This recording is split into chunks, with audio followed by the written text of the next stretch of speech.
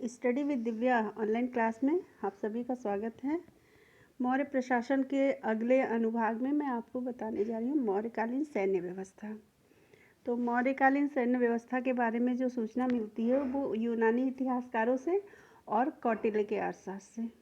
ठीक है, तो यूनानी इतिहासकार लिखते हैं कि चंद्रगुप्त मौर्य की सेना में 6 लाख पैदल, 30,000 अश्वरोही, 9,000 गज सेना यानी हाथियों की सेना और 8,000 रथ सेना थी।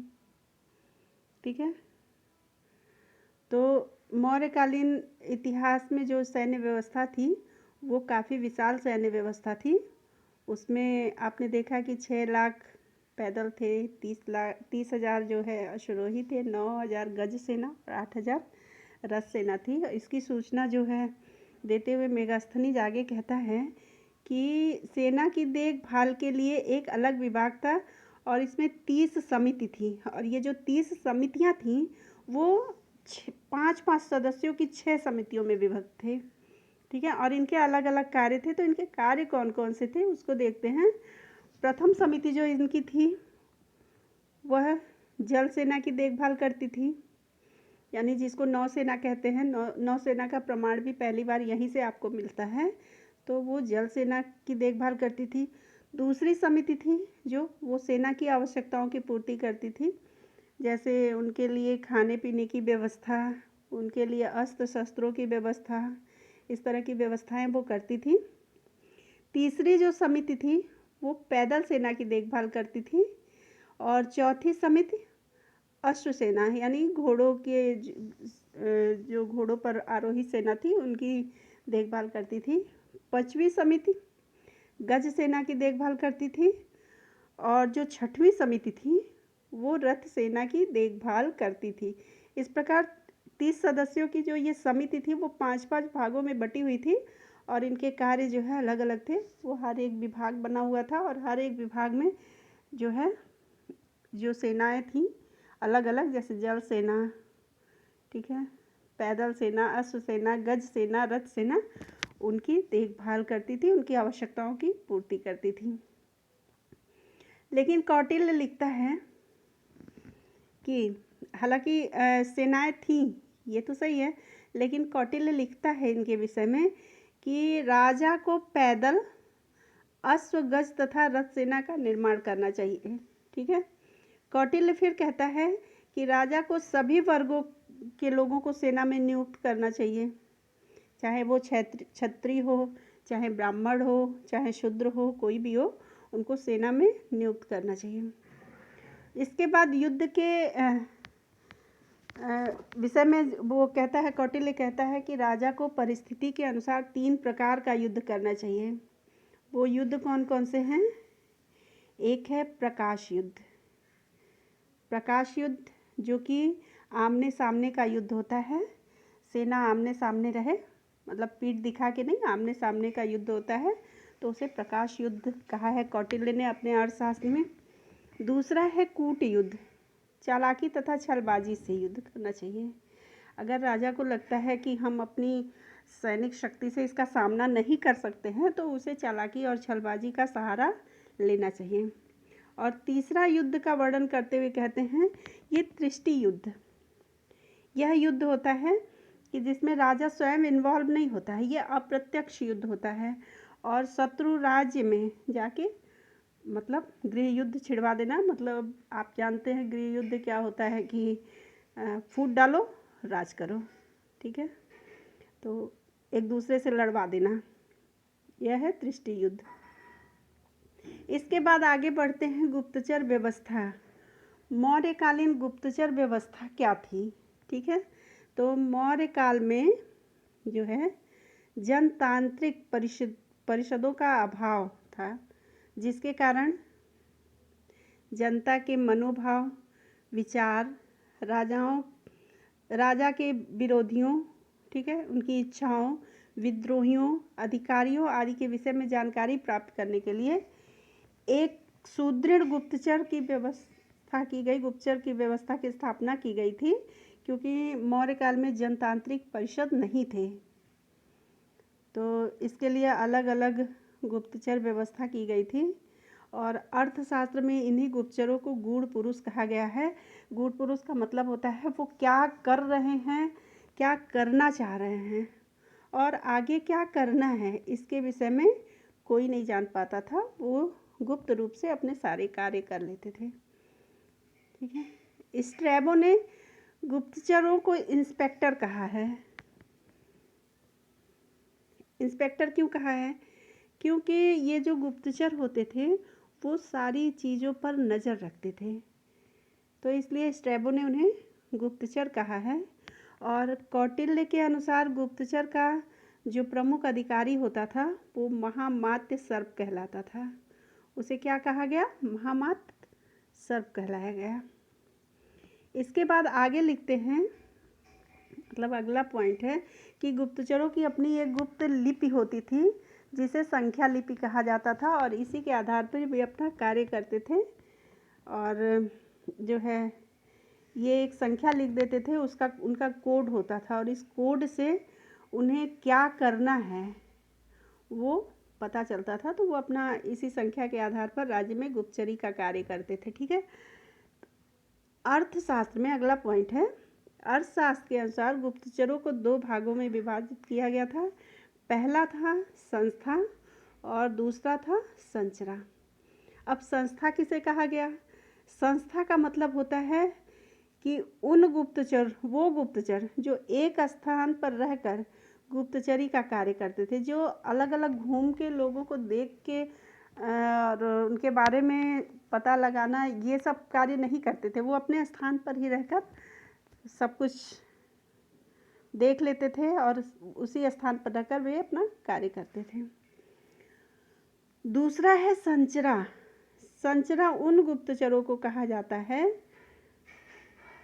जो राज्य में भ्रमण करते हुए गुप्तचर का कार्य करते थे, जो घूम घूम कर देखते थे। ठीक है। इसके बाद अगला पॉइंट है, विदेशों में नियुक्त गुप्तचरों को उभय वेतन कहा गया। ठीक है। जो विदेशों में नियुक्त किए जाते थे दूसरे देशों में, उनको उभय वेतन कहा गया। अगला पॉइंट है, अर्थशास्त्र में विदेशों में राजदूत जो है नियुक्त किए जाने का वर्णन मिलता है और जो विदेशों में राजदूत नियुक्त किए जाते थे उनके 3 प्रकार होते थे और वो प्रकार कौन कौन से होते थे इनके बारे में जानिए। पहला प्रकार होता था निसृष्टार्थ। ठीक है। निसृष्टार्थ ये ऐसे राजदूत होते थे जिनमें एक महामात्य की योग्यता होती थी, जिन्हें विदेशी राज्यों से संधि आदि करने की स्वतंत्रता होती थी। ठीक है। इनको बहुत बड़ा पोस्ट मिला हुआ था। ये दूसरे राज्य में घुस तो जाते थे और वहाँ के आवश्यकता अनुसार वहाँ के राजा से ये संधि भी कर सकते थे। अगला है परिमितार्थ। ये राजदूत राजा के अनुमति के बिना विदेशी राज्यों से संधि नहीं कर सकते थे, केवल गुप्तचरी कर सकते थे। ठीक है। और तीसरा है शासनहार। इन्हें केवल उस राज्य की सूचना देने का अधिकार प्राप्त था। मतलब ये उस राज्य में क्या हो रहा है, राजा की नीतियाँ क्या हैं, राजा अपने प्रजा के साथ कैसा व्यवहार करता है या वहाँ की प्रजा कैसी है, तो इस सब बारे में जानकारी जो देता था उसे शासनहार कहा गया। अब बढ़ते हैं अगले पॉइंट की तरफ, जो है न्याय व्यवस्था। न्याय व्यवस्था क्या थी मौर्य प्रशासन में? तो इसमें जो है मौर्य प्रशासन में सबसे बड़ा न्यायालय राजा का केंद्रीय न्यायालय होता था, जिसमें राजा ही स्वयं सर्वशक्तिमान होता था। वही जनता को दंड देता था, दंड माफ़ करता था, मतलब सारी चीज़ें उसी के द्वारा की जाती थी। दूसरा है ग्राम न्यायालय। तो ग्राम न्यायालय में ग्रामीण जनता वृद्ध परिषद की सहायता से न्याय करते थे। अब ये वृद्ध परिषद क्या है? तो उस गांव में जो सबसे बड़े होते थे, सबसे एज वाले लोग होते थे, उनसे सलाह मशवरा की जाती थी और उनके द्वारा जो निर्णय लिया जाता था उसी हिसाब से न्याय की व्यवस्था की जाती थी। अच्छा, फौजदारी न्यायालय को कंटक शोधन कहा गया है। आपने देखा था, आगे मैंने आपको पढ़ाया भी था कि एक दीवानी होती है और एक फौजदारी होती है। जो न्यायालय व्यवस्था थी, तो फौजदारी न्यायालय को कंटक शोधन कहा जाता था और दीवानी न्यायालय को धर्मस्थीय कहा गया। ठीक है। जो कंटक शोधन का जज होता था, न्यायाधीश होता था, उसको प्रदेष्टा कहा गया था। उसको इस समय ये प्रदेष्टा कहा गया। और जो धर्मस्थीय का न्यायाधीश होता था, जो धर्मस्थीय का जज होता था, उसको क्या कहा गया? उसको व्यवहारिक कहा गया। ठीक है। धर्मस्थीय को व्यवहारिक कहा गया और कंटक शोधन के न्यायाधीश को प्रदेष्टा कहा गया है। अशोक ने न्याय व्यवस्था में सुधार के लिए किया तथा दंड व्यवस्था को लचीला बनाया था। क्योंकि चंद्रगुप्त के समय में थोड़ी न्याय व्यवस्था कठोर थी, तो अशोक के शासनकाल में क्या हुआ कि इन्होंने न्याय व्यवस्था में थोड़ा सा सुधार किया और दंड व्यवस्था को लचीला बना दिया। कहा जाता है कि अशोक ने अपने राज्याभिषेक के 26वें वर्ष तक 25 बार वृद्ध कैदियों को जेल से रिहा किया था। ठीक है। आगे, मृत्युदंड पाए कैदी को 3 दिन की मोहलत देने की व्यवस्था थी। क्यों दी जाती थी वो मोहलत? जिससे उनके जो परिजन थे वे उनको बचाने का उपाय कर सके, वो उनकी रक्षा का उपाय कर सके। अगला है, गंभीर अपराधों के लिए कठोर दंड भी दिए जाते थे। जो गंभीर अपराध, जैसे हत्या करना या फिर जो भी गंभीर अपराध होते हैं, उसके लिए जो है इस समय कठोर दंड देने की व्यवस्था थी। और कठोर दंड क्या होता था कि उनको मृत्यु की सज़ा या फिर उनको आजीवन कारावास, इस तरह की सज़ा भी मौर्य काल में पाई जाती है। अब जानते हैं राजस्व व्यवस्था। राजस्व व्यवस्था इनकी कैसी थी? तो इनकी जो राजस्व व्यवस्था थी, मौर्य काल में वित्तीय राजस्व वर्ष जो है आषाढ़ से ज्येष्ठ तक शुरू होता है। मतलब आषाढ़ महीने से लेकर जेठ महीने तक इनका जो वो था राजस्व वर्ष, वो इसी समय तक चलता था। इसमें जो है 2 तरह की व्यवस्था थी। एक थी कि राजस्व लेने की जो व्यवस्था थी वो 2 तरह की थी। राजस्व यानी कर। ठीक है। तो इसमें 2 प्रकार से एक व्यवस्था की गई थी। एक था भूमि से प्राप्त आय। कौटिल्य के अनुसार भूमि पर राजा का नियंत्रण होना चाहिए, स्वामित्व नहीं। कौटिल्य कहता है कि जो भूमि उन्होंने किसानों को दे रखी है, उस पर सिर्फ राजा का नियंत्रण होना चाहिए, राजा का उस पर स्वामित्व नहीं होना चाहिए। और आगे लिखते हैं, भूमि से 2 प्रकार की आय प्राप्त होती थी। एक थी सीता और दूसरा था भाग। सीता क्या था? सीता राजकीय भूमि से प्राप्त आय। जो राजा की भूमि थी, जो राजा के नियंत्रण में थी, उससे कितनी आय प्राप्त हुई, उस आय को सीता आय कहा जाता था। और भाग, भाग जो है वह क्या था कि स्वतंत्र रूप से खेती करने वाले किसानों से लिया गया कर।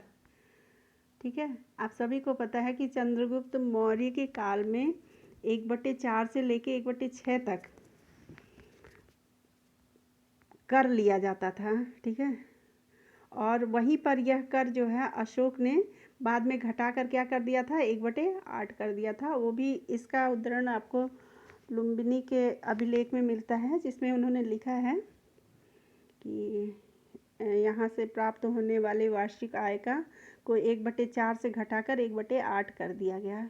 और वो जो वहाँ पर अभिलेख प्राप्त हुए हैं, कुशीनगर में है, अरे सॉरी लुम्बिनी में है, लुम्बिनी में।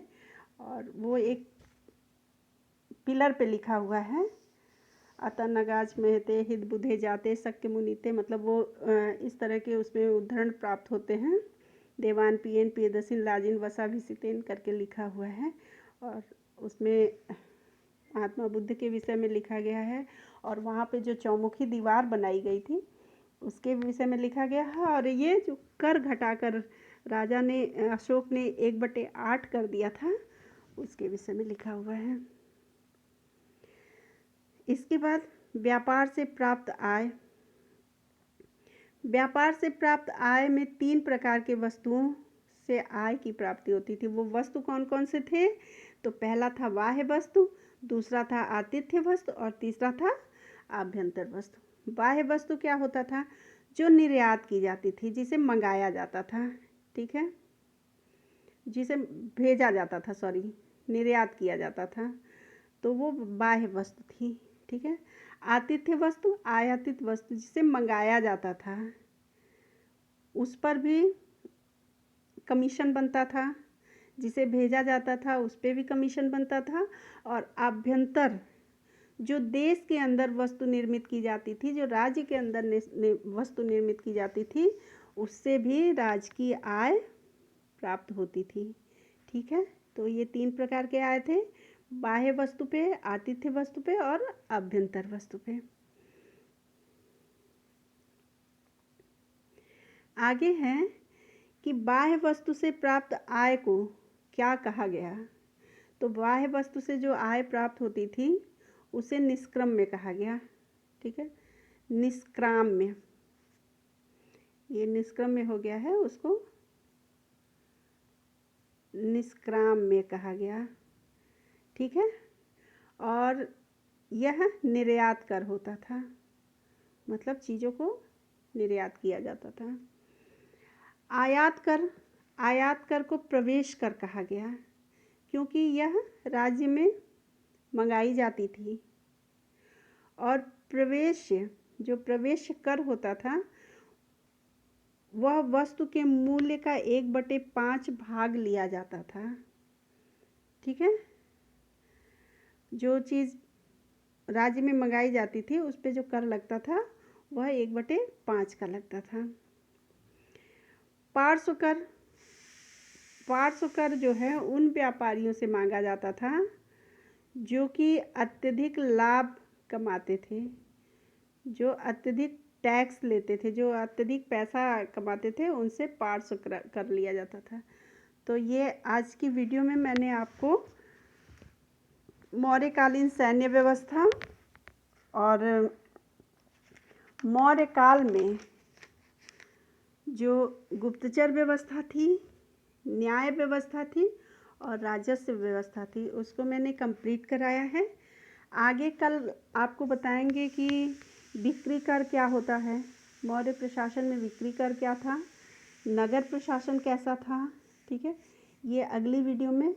और इस पे भी आप समझिए कि ये सारी चीज़ें, क्योंकि ऐसे तो लगता है कि ये क्या पढ़ना है, इसमें से कुछ नहीं पूछता है, ऐसे होता है, लेकिन नहीं, इसमें से क्वेश्चन कर देता है कि गुप्त काल में या चंद्रगुप्त मौर्य के शासन काल में कृषि का कितना भाग कर के रूप में लिया जाता था, ठीक है, और अशोक ने अपने शासन काल में कितना भाग कर के रूप में लेने की घोषणा की। तो इस तरह के प्रश्न इसमें से बनते हैं और इसको आप ध्यान से देखिए। छोटा मोटा टॉपिक समझ के किसी भी टॉपिक को अवॉइड मत करिए, क्योंकि सभी टॉपिक जो है आपके एग्ज़ाम की दृष्टि से बहुत ही महत्वपूर्ण हैं। आईएएस, पीसीएस, नेट, किसी भी एग्ज़ाम के लिए ये सारे टॉपिक बहुत ही महत्वपूर्ण हैं। ध्यान दीजिएगा कि अशोक के जो प्रशासनिक व्यवस्था के विषय में आपको सूचनाएं मिलती हैं वो ज़्यादातर आपको कौटिल्य के अर्थशास्त्र में और मेगास्थनीज की इंडिका, इससे प्राप्त होता है, ठीक है। इस पे आप लोग ध्यान दीजिएगा। और कभी कभी पूछ भी लेता है कि भाई ये बताइए कि अर्थशास्त्र में जो गुप्तचरों की व्यवस्था की गई है वो कितने वर्गों में विभाजित है, और संचरा क्या है, या फिर परिमितार्थ क्या होता है, इस तरह के क्वेश्चन कभी कभी पूछता है, तो इसको आप ध्यान दीजिएगा। और कथन और कारण में तो इस टॉपिक से बहुत ही क्वेश्चन पूछते हैं, मैंने ऐसा देखा है, मैंने फील किया है कि कथन और कारण में जो है बहुत सारे टॉपिक पूछते हैं कि ऐसा अगर था तो क्या इसका कारण ये हो रहा होगा। तो इसको आप लोग ज़रूर ध्यान दीजिए। आप सभी का दिन शुभ हो, आप सभी को सफलता प्राप्त हो। इसी के साथ आज की वीडियो को समाप्त करती हूँ। आप सभी को धन्यवाद।